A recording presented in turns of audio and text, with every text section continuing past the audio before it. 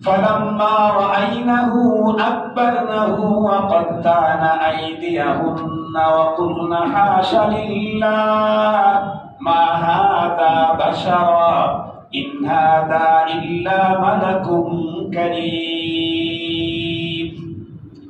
ইউসুফ আলাইহিস সালামকে যখন দেখছেন সব ভুলে গেছেন, আকবারনাহু, সব ভুলে গিয়ে ওই যে ছুরি চাইতেছে আর ওদিকে তাকায় আছে, তাকাইতে তাকাইতে যে আঙ্গুল সবার কেটে গেছে এটা খোঁজই নাই, খবরই নাই, অনুভূতিহীন হয়ে গেছে, হাতের আঙ্গুল কেটে ফেলছে এবং বলল, তারা সবাই বলছে আল্লাহর কসম এটা মানুষ না, এটা ফেরেশতার বাচ্চা হবে, ফেরেশতার বাচ্চা।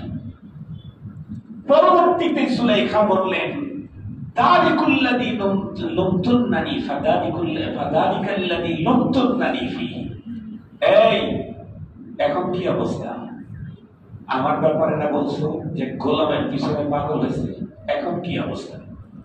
এটাই সেই মানুষ যার অবস্থা, যার ব্যাপারে তোমরা আমাকে বকা দিচ্ছিলে। তবে তোমাদের সামনে আমি আজকে এখন সত্য প্রকাশ করে দিই, কি তোমাদেরকে সাক্ষী রেখেই বলছি যে আমি যা বলতেছি সেই কাজ যদি ইউসুফ না করে তাহলে তাকে অবশ্যই জেলখানায় যেতে হবে এবং তাকে অনেক বেইজ্জতি হতে হবে। সবার নারীদের সামনে যখন সাক্ষী রেখে জুলাইখায় কথা বলে দিছে, এদিকে হয়েছে কি ঘটনা আরেকটা ঘটে গেছে। এতদিন পর্যন্ত তো এক জুলাইখার ঝামেলা ছিল, এখন যতগুলা দেখছে সবগুলার ঝামেলায় আক্রমণ হযরত ইউসুফ আলাইহিস সালাম। এখন কেউ কেউ ওখানে গিয়া জুলাইখার পক্ষে বলতেছে, আবার সাথে সাথে নিজের পক্ষেও তশরিহ করতেছে। একটা পর্যায়ে সমস্ত মহিলারা বলে দিল যে তোমার জন্য ভালো হবে যে তুমি তার কথাটাকে মেনে নাও, নাইলে তোমাকে কিন্তু জেলখানায় যেতে হবে। সবাই যখন হযরত ইউসুফ আলাইহিস সালামের ব্যাপারে অপরাধ আর গুনাহ করার জন্য চতুর্মুখী ভয়ঙ্কর ষড়যন্ত্রের কবলে যখন পড়লেন, হযরত ইউসুফ আলাইহিস সালাম তখন দেখলেন এই ভয়ঙ্কর অবস্থাতে আমি আমাকে বাঁচাইতে পারবো না, আল্লাহ দয়া ছাড়া। এতদিন পর্যন্ত তো একজন ছিল, এখন তো অনেকজন। আমি আল্লাহর দয়া ছাড়া আমি আমার ইসমত, আমি আমার ইফাত, এটাকে আমি রক্ষা করতে পারবো না। এই জন্য আল্লাহ পাকের কাছে চাইতেছেন। قال رب السجن أحب إلي مما يدعونني إليه। হযরত ইউসুফ আলাইহিস সালাম দোয়া করলেন, যে আমি তেলাওয়াত করেছিলাম, আয় আল্লাহ আমার কাছে ওই নারীরা যেটা বলতেছে, শুধু জুলাইখার কথা বলে নাই, নারী কোন বলেছেন, কেন এতদিন পর্যন্ত জুলাইখা একা ছিলেন, এখন তো অনেকেই এই কথা বলতেছে। আল্লাহ পাকের কাছে বলতেছেন, আল্লাহ তুমি যদি আমাকে আজকে আমার কাছে তাদের ওই প্রস্তাবের চাইতে দুনিয়ার জেলখানাই উত্তম, আমার কাছে এটা আমার কাছে প্রিয়। তবে তুমি যদি আমাকে দয়া না করো, তুমি যদি আমাকে এই মুহূর্তে হেফাজত না করো, আসবো ইলাইহিম, আমি তাদের ফাঁদে গ্রেফতার হয়ে যাব। ওয়া আকুম মিনাল জাহিলিন, তখন আমি জাহেলদের অন্তর্ভুক্ত হয়ে যাব। কোরআনের এই শব্দগুলির দ্বারা বোঝায় আলেম যদি আসমান ছোঁয়া হয় কিন্তু ইলম অনুযায়ী যদি আমল করতে না পারে, তাকে আলেম বলার সুযোগ নাই, সে জাহেল। কি বললেন যে তুমি যদি আমাকে দয়া না করো, তাহলে আমি ওই মেয়েদের এই ষড়যন্ত্রের শিকার হয়ে যাব, তখন আমি জাহেল হয়ে যাব। তার মানে আমার ইলমের উপরে আমি তখন চলতে পারবো না। ইলমের উপরে চলতে না পারাটাও জাহালত। এই জন্য আমাদের দেশে অনেক সময় ওলামায়ে কেরাম বলেন, অনেক জ্ঞানী, অনেক ডিগ্রি, অনেক কিছু, শুধু ডিগ্রি দেখেন না, অনেক জ্ঞানী এটাই শুধু দেখেন না, আমলটাও দেখেন, তার জ্ঞান অনুযায়ী ইলম অনুযায়ী আমল ঠিক আছে কিনা। যদি ইলম অনুযায়ী আমল ঠিক থাকে তাহলে সে আমার মুক্তাদা, সে আমার ইমাম, সে আমার পেশর, সে আমার অবশ্যই অনুকরণীয়। কিন্তু যে অনেক নলেজ রাখে, কত নলেজ রাখে, ইবলিসের চাইতে বেশি নলেজ কারো আছে পৃথিবীতে? আজকের পৃথিবীতে নেই। ইবলিসের তো এত নলেজ, কিন্তু ইবলিসকে কি পৃথিবীর কোন মানুষ তাকে ইমাম বানাবে, পেশোয়া বানাবে, তাকে মুক্তাদা বানাবে, তাকে অনুকরণীয় কেউ, যদিও তার পিছনেই চলি আমরা, কিন্তু তাকে অনুকরণীয় বানাইতে রাজি নেই। মুহতারাম হাজিরিন, পৃথিবীর জেলখানা উত্তম অপরাধের এই কাজ থেকে। একজন পয়গম্বরের কথা, একজন পয়গম্বর। তবে এখানে কয়েকটা কথা আপনাদের খেদমতে পেশ করতে চাই।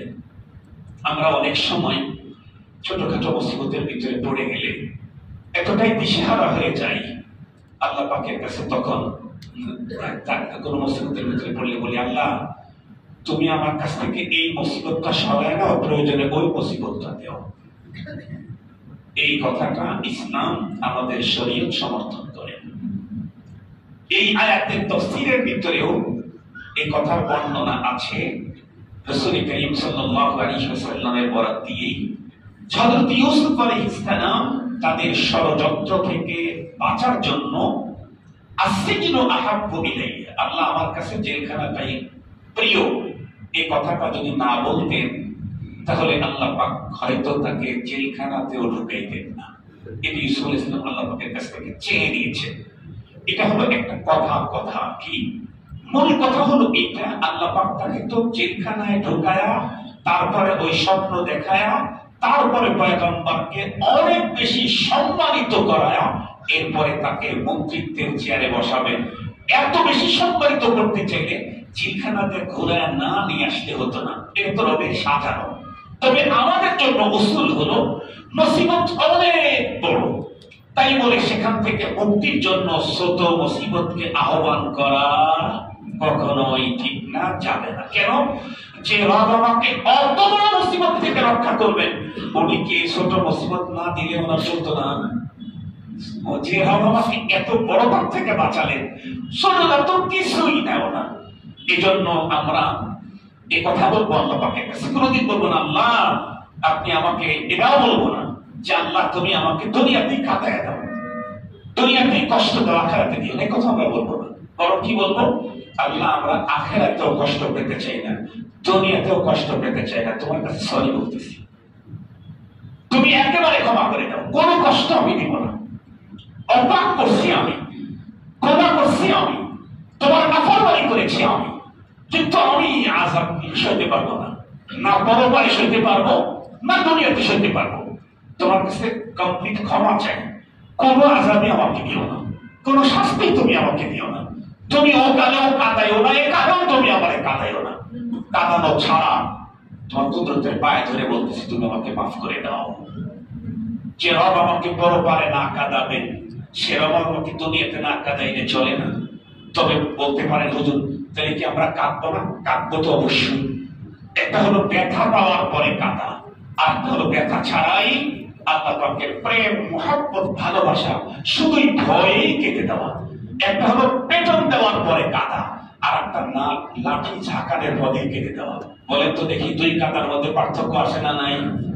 কোন কোন বাচ্চা আছে লাঠি ঝাঁকাইলে কাঁদে না, দুইটা দিলে সিলগানি শুরু করে দেয়। আর কোন কোন বাচ্চা আছে লাঠি আনা দেখেই কাঁদতে কাঁদতে কাইদে একদম বুক ভাসায় দেয়। বলেন তো দেখি দুইটার ভিতরে উত্তম কোনটা? লাঠি দেখেই যে কাঁদে সেই সন্তানই তো উত্তম, সেই সন্তানই তো ভদ্র, সেই সন্তানই তো ভালো। সঙ্গত কারণে শাস্তি পাওয়ার পরে আমি কাঁদবো কেন? শাস্তি পাওয়ার আগেই রবের শাস্তির কথা ভেবেই কেঁদে দেব। সর্বশেষ কথা হলো আল্লাহর পয়গম্বর বলতেছেন রব্বিস সিজনু আহাব্বু ইলাইয়া মিম্মা ইয়াদউনানি ইলাইহি। আল্লাহ দুনিয়ার জেলখানা আমার জন্য পছন্দনীয়, তবু গুনাহ করতে চাই না, জেলখানায় থাকতে চাই, গুনাহ করতে চাই না। এটা যদি পয়গম্বরের চরিত্র হয়, পয়গম্বরের কামনা হয়, আমাদের কি গুনাহ থেকে বেঁচে থাকা কত বেশি দরকার। আল্লাহ পাক আমাদের সকলকে, কেন? কারণ যে কোনো মুহূর্তেই ডাক আসবে। আর যদি গুনাহ মুক্ত থেকে লাব্বাইক বলে চলে যেতে পারি, তাহলে আর কোনো পেরেশানি নাই। আমার জানাজা বাংলাদেশে হলেও ঝামেলা নাই, মক্কাতে হলেও ঝামেলা নাই। আর যদি আমার গুনার গোনার বস্তা নিয়ে যদি দুনিয়া থেকে চলে যায়, তাহলে মক্কায় জানাজা হলে কতটুকু ফায়দাই বা হবে। এই জন্য গুণামুক্ত জীবন গড়ার ফিকির বেশি করা দরকার, গুণামুক্ত জীবন গড়ার ফিকির বেশি করা দরকার। আল্লাহ পাক আমাদের সকলকে নবীদের চরিত্রে চরিত্রবান হওয়ার তৌফিক দান করুন। নবীদের প্রিয় জিনিস আমাদের আল্লাহ তাআলা প্রিয় বানায় দিন। নবীদের জীবন অনুযায়ী আমাদের জীবন চলার তৌফিক দান করুন। আমরা সুন্নাত